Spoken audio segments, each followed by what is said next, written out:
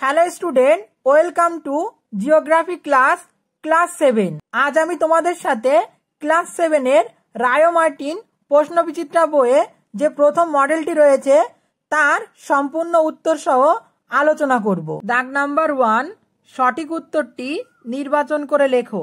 প্রতিটি প্রশ্নের মান 1। পৃথিবী ও সূর্যের মধ্যকার সর্বনিম্ন দূরত্বকে বলে অনুসুর অবস্থান, অপসুর অবস্থান, বিষুব না রবিমার্গ? সঠিক অ্যান্সার অপসুর অবস্থান। মুক্তিবেগের মান প্রতি সেকেন্ডে 11.2 কিলোমিটার, 12.2 কিলোমিটার, 13.2 কিলোমিটার না 14.2 কিলোমিটার? উত্তর 11.2 কিলোমিটার। প্রশ্ন, ভারতের প্রমাণ সময় নির্ণয়ের জন্য নির্ধারিত দ্রাঘিমাটি হল 82 ডিগ্রি পূর্ব, 82 ডিগ্রি 30 মিনিট পূর্ব, 82 ডিগ্রি 30 মিনিট পশ্চিম না 88 ডিগ্রি 30 মিনিট পূর্ব? সঠিক অ্যান্সার 82 ডিগ্রি 30 মিনিট পূর্ব। প্রশ্ন, আন্তর্জাতিক তারিখ রেখা যে দ্রাঘিমা অবলম্বনে আঁকা হয়েছে তার নাম হলো 0 ডিগ্রি, 90 ডিগ্রি, 180 ডিগ্রি না 80 ডিগ্রি? উত্তর 0 ডিগ্রি। এশিয়ার একটি উত্তর বাহিনী নদী হলো গঙ্গা, ইরাবতী, ওব না আমুর? সঠিক অ্যান্সার ওব। চীনের ম্যানচেস্টার বলা হয় চুংকিংকে, সাংহাইকে, নানকিংকে না হুনানকে? সঠিক অ্যান্সার সাংহাইকে। পরের প্রশ্ন, শূন্য স্থান পূরণ করো। 22 ডিসেম্বর থেকে 21 জুন পর্যন্ত 6 মাস ধরে সূর্যের উত্তরমুখী আপাত গতি হলো ড্যাশ? উত্তর উত্তরায়ণ। বায়ুর চাপ মাপক যন্ত্রের নাম হলো ড্যাশ? উত্তর ব্যারোমিটার। ড্যাশ নদীকে পিত নদী বলা হয়?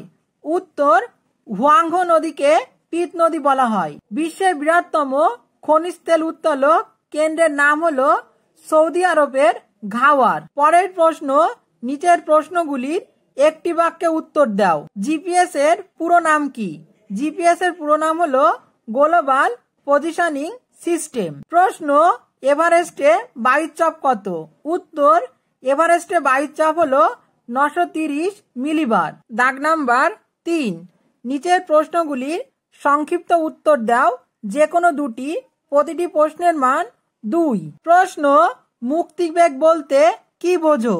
উত্তর যে ন্যূনতম গতিবেগে কোনো বস্তুকে ভূপৃষ্ঠ থেকে ছুড়লে বস্তুটি ভূপৃষ্ঠে আর ফিরে আসে না, পৃথিবীর মহাকর্ষীয় আকর্ষণ কাটিয়ে বাইরে চলে যায়, তাকে মুক্তিবেগ বলে।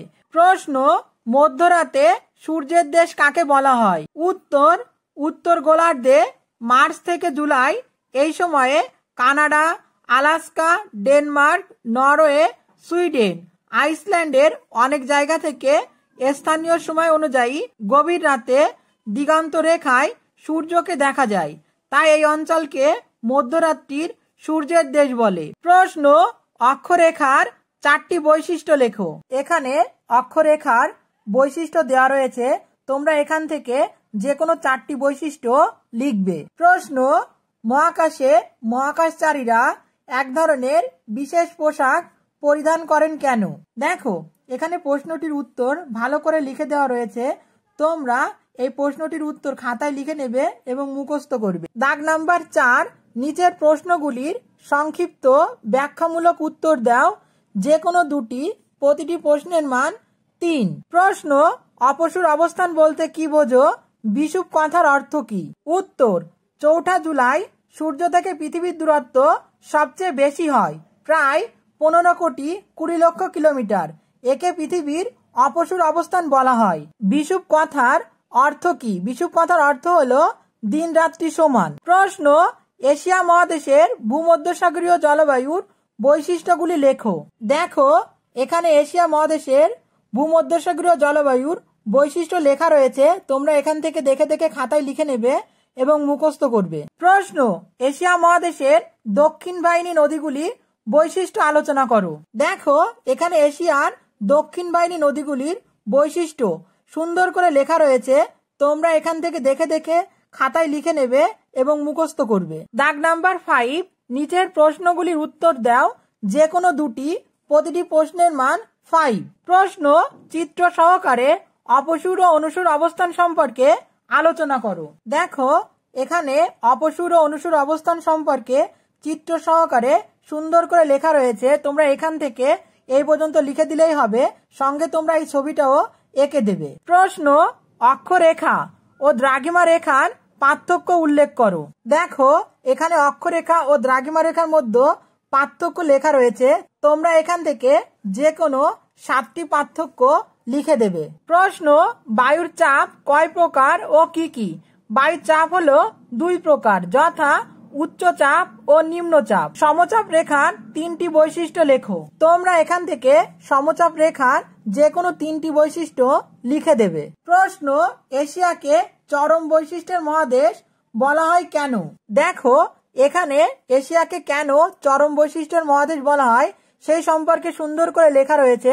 তোমরা এখান থেকে এই পর্যন্ত খাতায় লিখে নেবে। কোন নদীকে স্বর্ণরেণুর নদী বলে?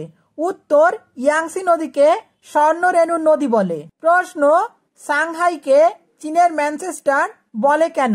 দেখো এখানে সাংহাইকে চীনের ম্যানচেস্টার বলা হয় কেন সেই সম্পর্কে সুন্দর করে লেখা রয়েছে। তোমরা এখান থেকে দেখে দেখে লিখে নেবে। পরের দিন আমরা মডেল 2 এর সম্পূর্ণ উত্তর সহ আলোচনা করব।